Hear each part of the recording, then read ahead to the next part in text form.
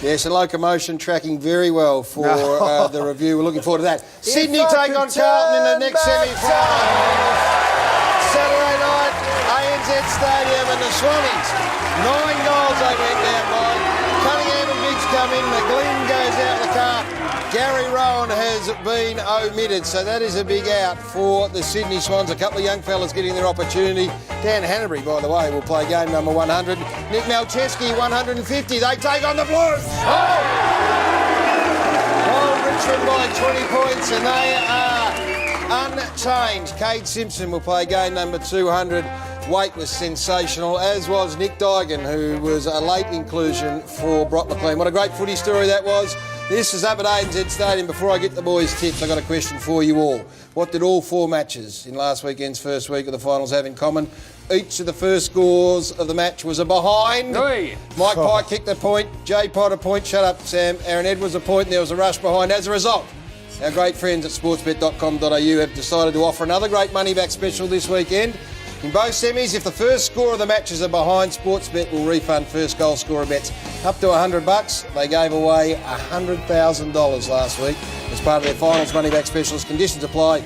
Visit sportsbet.com.au for details, and please gamble responsibly. Shane. Going to be very interesting. Love the way the Blues really fought back last week. The Swans looked to touch off, but a very different side. 2 weeks in a row, that doesn't normally happen with the Swans. And I'm tipping them to win a close one against the Blues. Yeah, I'm with you, Shane. I think Carlton have only won 3 out of the last 19 games. That's a big stat. So I think Sydney against Sydney. Against Sydney, Carlton have only won 3 games out of the last 19, which means Sydney would have won 16. Sam, and well done to Cade Simpson. I think Sydney are going to be way too strong. Gary mentioned Nick Duigan eating sandwiches in the crowd prior to getting dragged out of the crowd and putting his gear on. Into a sub. How's that? Kick 4. Yeah, fantastic effort by Diggs. I think, they talk about his work ethic on the track and his leadership around the club. And where's he been all year, Dice?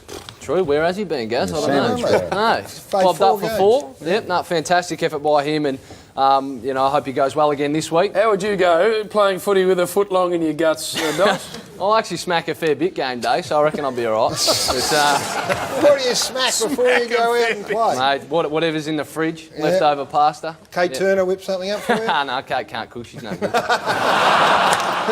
Is she here, the beautiful Kate She Turner? is, Kate's here, sorry. What do you eat before a game, Sam? What did you used to eat? Oh, I used to have butterfly wings in aspic jelly, maybe a little python thigh, You would have been a fillet of honey badger, something under silver service. Steak and chips. Yeah, steak and chips.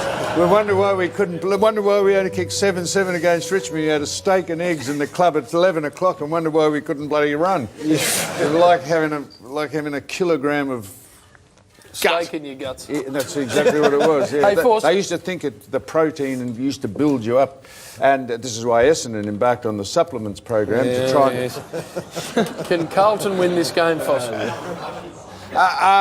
Sir, you and the Essendon jumper must be extremely proud of your club for beating Richmond last week in the alternate strip.